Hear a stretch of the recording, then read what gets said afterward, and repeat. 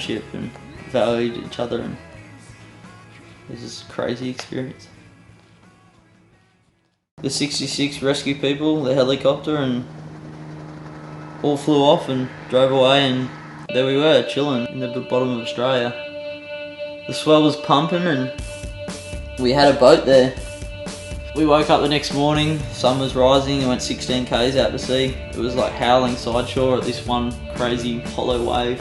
Thinking, wow, might as well just go in, try to find some other ways. We're driving back in, I was down the back of the boat and I had like a little hood on and I was right next to the motor, so I couldn't really hear much, and I just seen all the boys just started to jump at the front of the boat, just throw their arms in the air, just turn around smiling, giving each other high fives, and I was like, what's going on? Like, what's happening?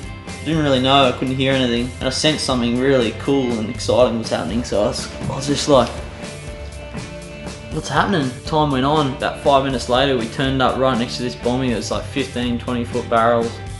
I was just like, wow.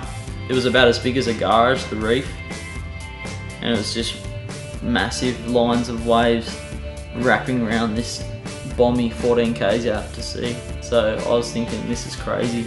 This is like miraculous, you know. We didn't expect this.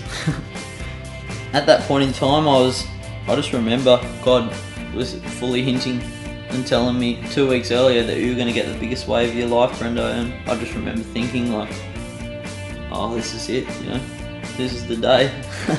So I got real pumped. Novi said, I'll drive. Bryce got his camera out, Luke got his camera set up, and we're just thinking, this is it. Jumped in the ocean, and me and Glenn and Ryan just chatted to Jesus about it and just called on him once again. I got my first wave and I got worked. Penn's got a cracker, and then Ryan got a cracker, and here we are, K's out to sea in the bottom of Australia, surfing like 15-foot barrels. The wind just turned perfect offshore. This is so crazy, so amazing. I got my second wave and just scooped in and just barreled around me. And I just got spat out in the channel. I just remember Bryce throwing his arms in the air, just yelling, and just Luke was like looking at me, just looked up like stunned. He'd just finished changing roles, but that was all good.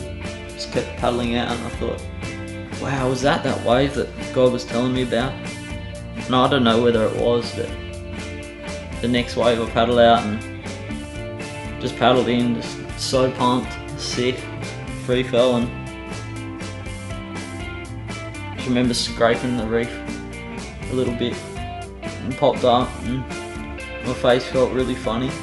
I don't know what was happening. I went to like feel around with my tongue, and my tongue like popped out the side of my face, like there, and then my lip was hanging off, I realised, and then I kind of thought, wow, and then a big wedge came right up behind the reef and like wedged up, and I kind of got a lot of buoyancy, and I lifted myself up and just like threw my arm in the air once, and the boys just saw me straight away, came right round the reef, picked me up, and I just flopped onto the boat, and they just started wrapping me up, and like I was like so pumped, so stoked, so content. I was just like praying and saying to Jesus, like, I pray this, you know, this goes for you, Lord, and like I just pray that you do your will in this, and all sorts of stuff. And I was just praying heaps, but all the boys, I felt like they were really moved by the situation, and I was so pumped because I knew Jesus told me 2 weeks earlier that I was going to get the biggest wave in my life. Me and Glenn were actually praying about it at church.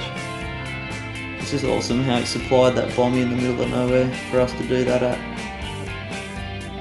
Anyways, I went to hospital and I got 63 stitches in my arm and my face, and my friends, lovely Christian family, come and picked me up and just chilled and cared for me and took me to church the next day. And I ended up just getting up the front in church the next day and talking to like hundreds of people about this situation. It's just 4 days, you know, just fully life moving stuff. But I just loved every minute of it and knew I was just safe in God's arms the whole time.